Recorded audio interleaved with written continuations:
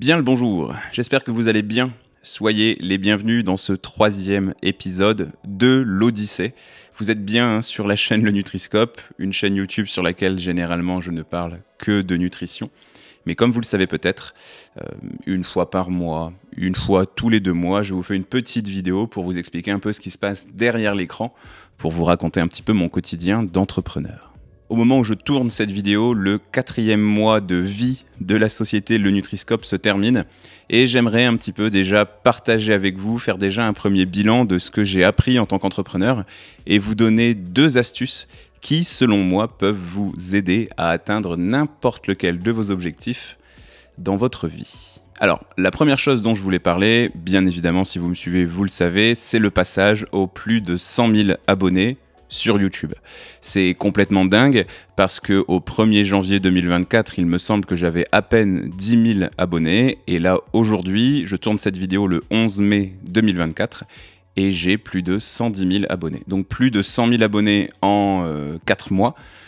Je ne sais pas à quel point c'est exceptionnel ou pas, mais tout ce que je sais, c'est que quand je regarde le chiffre, ça fait quelque chose. En réalité, le moment où ça a vraiment fait quelque chose, c'est quand j'ai reçu le mail de YouTube me disant « Bravo, vous avez dépassé 100 000 abonnés, vous allez avoir ce fameux trophée là qu'on va livrer chez vous. » Le trophée que vous voyez derrière nombreux YouTubeurs qui ont passé ce fameux seuil, ce trophée gris là en argent.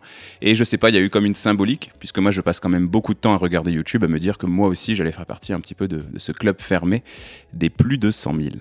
Alors selon moi, la méthode, le secret qui m'a permis d'accomplir ça, c'est de ne jamais me concentrer sur les résultats. Alors en effet, selon moi, pour réussir à accomplir des choses qui ont de l'importance dans votre vie, il faut, comme le dirait Marc Aurèle dans Penser pour moi-même, lisez ce bouquin, c'est une bible, c'est une clé pour accomplir des choses, pour être bien dans sa vie, etc. Lisez ce bouquin, c'est génial. Je pense que la clé, c'est de se concentrer sur les éléments sur lesquels on a un impact. En fait, il n'y a que 2 manières de voir les choses. Soit vous avez de l'impact sur certains éléments, et dans ce cas-là, vous n'avez pas de raison de vous inquiéter parce que vous allez pouvoir les changer. Soit vous n'avez pas d'impact sur ces éléments, et dans ce cas-là, vous n'avez pas non plus de raison de vous prendre la tête puisque vous ne pouvez pas les changer. Eh bien, au niveau de l'entrepreneuriat, au niveau du quotidien, je pense que c'est un petit peu la même logique. Il faut essayer de se concentrer sur les choses que l'on contrôle et ne pas faire de prière, ne pas croiser les doigts pour espérer atteindre un objectif qu'on se serait fixé.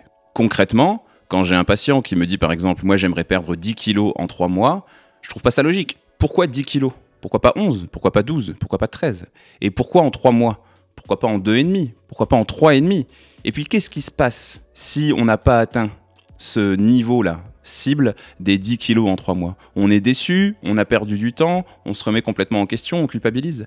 Je pense pas que ce soit des énergies qui soient très intéressantes pour accomplir quelque chose. Je pense, à l'inverse, qu'il faut plutôt y aller étape par étape, un pas après l'autre. Pour reprendre l'exemple de ma chaîne YouTube, je ne me suis jamais dit « mon objectif c'est d'atteindre tel nombre d'abonnés en tant de temps ». Je ne me suis absolument jamais fixé d'objectif comme ça, ou en tout cas pas de manière vraiment sérieuse et concrète. Je me suis juste dit « mon objectif c'est de continuer à sortir 2 vidéos de 20 minutes par semaine et de continuer à sortir 3 vidéos de moins d'1 minute tous les jours, ce qu'on appelle des shorts.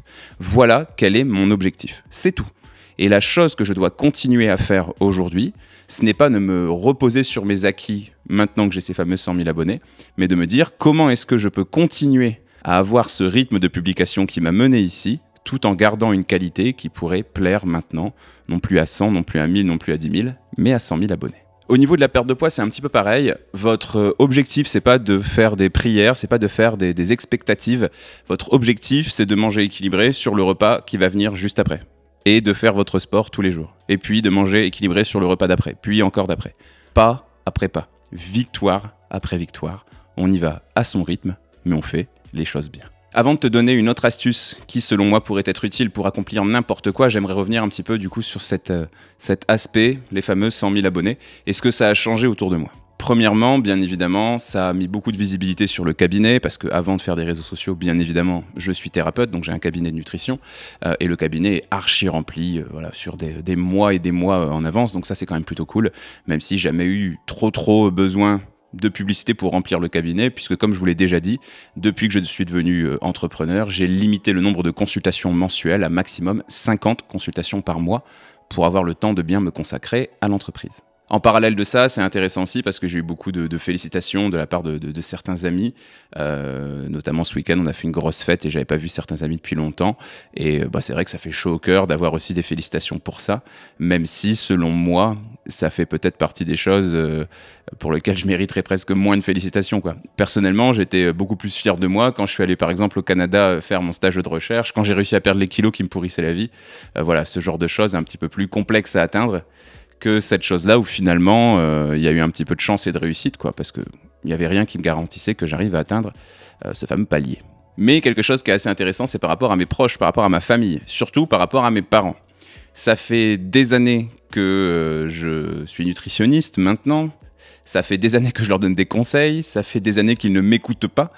J'aurais beau avoir 30, 40, 50 ans, je serai toujours le petit bouchon, comme dirait ma mère, je suis toujours le petit dernier de la famille. Mais maintenant que ma mère me voit sur YouTube, il y a quelque chose qui change.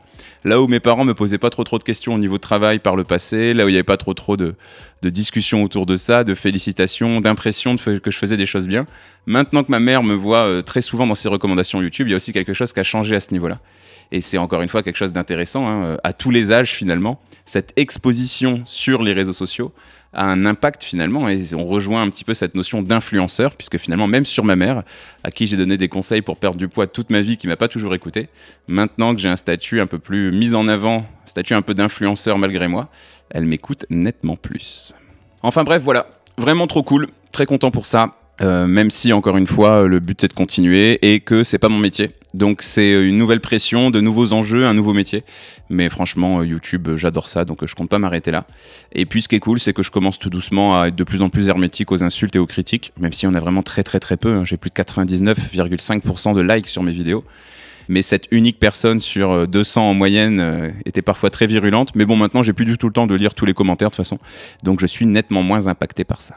Bien, deuxième partie de cette vidéo, toujours avec cette optique, comment réussir tout ce qu'on entreprend, selon moi. Et ici, je vais te raconter une petite histoire. Il faut savoir que cette envie d'entreprendre, je l'ai toujours eue. Depuis que je suis adolescent, je crois, j'ai toujours su que j'aurais ma boîte, que j'aurais ma façon de fonctionner, que j'aurais mes horaires, ma façon de voir les choses, etc., etc. Mais j'ai eu quand même quelques temps où j'ai travaillé du coup en cabinet, hein, en libéral comme nutritionniste. Et cette idée de monter une boîte, une start-up, bref, mets l'appellation que tu veux derrière ça, elle est présente dans mon esprit depuis un certain temps maintenant. Mais tout a changé il y a un an. Le 6 mai 2023, j'ai fait mon enterrement de vie de garçon avec tous mes amis. Et ça a été un moment un peu charnière pour moi parce que je me suis un petit peu posé, je me suis fait un petit peu le bilan de ma vie et j'ai décidé du coup quelques jours après, le 11 mai 2023, le jour de mes 32 ans, que j'allais monter une entreprise. Le temps de préparer un petit peu les choses, et je vais t'expliquer ça dans quelques secondes, j'ai fondé vraiment l'entreprise, on va dire que tous les papiers étaient OK, le 30 septembre 2023. Et le site internet Le Nutriscope était OK le 4 janvier 2024. C'est pour ça qu'aujourd'hui, début mai 2024, je te dis que j'en suis à mon 4e mois vraiment d'entrepreneur. Et donc le fait de te parler de ça, c'est important pour moi parce que je vais t'expliquer vraiment une méthode qui, selon moi, est la clé pour pouvoir entreprendre et réussir certains projets. Donc, on se reprojette il y a un an. Nous sommes le 11 mai 2023 et voici étape par étape les choses que j'ai mises en place pour réussir à atteindre mes objectifs. Premièrement, j'ai voulu avoir des bases solides. J'ai donc lu et écouté aussi, hein, j'aime bien les livres audio, mais surtout lu un sacré paquet de bouquins relatifs à mon domaine, bien évidemment. J'ai relu aussi certains piliers dans mes cours et j'ai relu aussi pas mal d'études scientifiques avec des résultats assez intéressants, des méta-analyses, etc. pour vraiment avoir un fondement dans mon domaine très solide. En parallèle de tout ça, j'ai lu beaucoup de bouquins d'entrepreneurs, notamment des biographies, mais j'ai aussi lu énormément de bouquins de développement personnel. Tous les bouquins classiques que je les ai lus, hein, La semaine de 4 heures, Les 48 lois du pouvoir, etc., etc. Bref, tous les bouquins que tu peux croiser dans les vidéos un peu classiques de développement personnel, tu peux être sûr que je les ai lus. Deuxième chose que j'ai faite, j'ai pris un morceau de papier et j'ai réparti dans 3 colonnes des listes. Première liste, les 5 choses que je veux posséder dans ma vie. Deuxième colonne, les 5 choses que je veux voir ou faire dans ma vie. Et troisième colonne, les 5 choses que je veux apprendre ou les 5 compétences que je veux maîtriser dans ma vie. J'ai bien réfléchi à ça et j'ai mis au clair sur papier la liste des moyens pour atteindre chacun de ces 15 objectifs. Quels étaient les moyens en termes de réseau, en termes de compétences, en termes de connaissances, en termes de moyens financiers aussi, pour pouvoir accomplir ses objectifs. Une fois que ces listes étaient faites, j'ai mis sur papier la définition de l'homme que je souhaite devenir. J'ai mis sur papier pas uniquement l'homme avec un grand H, mais aussi le mari, le papa, le fils, l'ami, l'entrepreneur, le voisin, bref, la connaissance, la personne que je veux être, et quelles sont les valeurs, quelles sont les compétences, quelles sont les connaissances qui sont pour moi absolument essentielles pour être la version de moi-même que je souhaite être, et bien évidemment pour être un homme heureux et accompli. J'ai à nouveau mis la liste des moyens, des étapes à franchir pour acquérir ces fameuses valeurs, ces fameuses compétences pour être l'homme que je voulais devenir, et j'ai mélangé ça du coup avec les fameuses listes des 5 choses que je voulais posséder, voir ou faire et apprendre. Et une fois que j'avais fait ça, j'avais fait le plus dur. L'étape d'après, c'était pas bien compliqué. Il ne me suffisait plus que de synthétiser tout ça, de faire un petit peu un bilan de toutes ces choses-là, et de transformer ça en une espèce de contrat, en une espèce de règlement que je faisais, moi, pour moi-même. Et j'ai bien évidemment signé ce contrat. Et donc là, tu pourrais déjà te dire, ok, il est complètement perché, qu'est-ce qu'il raconte? Je suis bien conscient que ça peut être une méthode qui peut être un petit peu étrange, mais est-ce que tu t'es déjà vraiment posé ces questions-là? Est-ce que quand tu te lèves le matin et que peut-être machinalement tu fais certaines choses, prendre ton café, mettre ta chemise, aller voir ton patron, travailler, etc., est-ce que tu as du sens dans ce que tu fais? Est-ce que tu ne penses pas que ça pourrait être intéressant de te poser et de mettre sur papier vraiment quels sont les objectifs dans ta vie plutôt que de faire les choses machinalement? En tout cas, pour moi, ça a été très utile. Et du coup, qu'est-ce que je fais de ce contrat? Eh bien, tous les matins, après avoir fait mon sport, ma douche froide, ma méditation et mon petit déjeuner équilibré, je lis ce contrat. Mais je ne le lis pas de n'importe quelle façon, je m'installe bien calmement derrière mon bureau et je ne le lis pas comme je lirais la liste de courses ou le programme télévisé par exemple. Je le lis en m'imprégnant profondément de chacune des phrases qui est écrite, en visualisant clairement les objectifs à mettre en place et l'homme du coup que je voudrais devenir en mettant ces choses-là en application. Ce que je t'explique ici, c'est ce qu'on appelle des méthodes de visualisation. C'est quelque chose qui est utilisé par énormément de personnes, notamment des personnes qui m'ont beaucoup inspiré, telles que le boxeur Conor McGregor que tu connais peut-être, qui explique qu'il doit son succès, être champion simultanément dans 2 catégories de l'UFC, à la visualisation, à faire ces exercices de visualisation. C'est quelque chose que j'avais découvert moi dans un livre que j'aime beaucoup, qui s'appelle « Penser et devenir riche » de Napoléon Hill. J'aime pas du tout le titre, parce qu'en fait l'idée c'est pas forcément de devenir riche financièrement, mais de devenir riche au niveau de l'âme, au niveau du cœur et au niveau du bonheur et de l'homme qu'on veut être finalement. Waouh, je fais des grandes phrases. Donc bref, tout ça, ça peut te paraître très cliché développement personnel. Si tu veux mon avis, je pense que je suis vraiment un cliché de développement personnel, il n'y a pas de problème.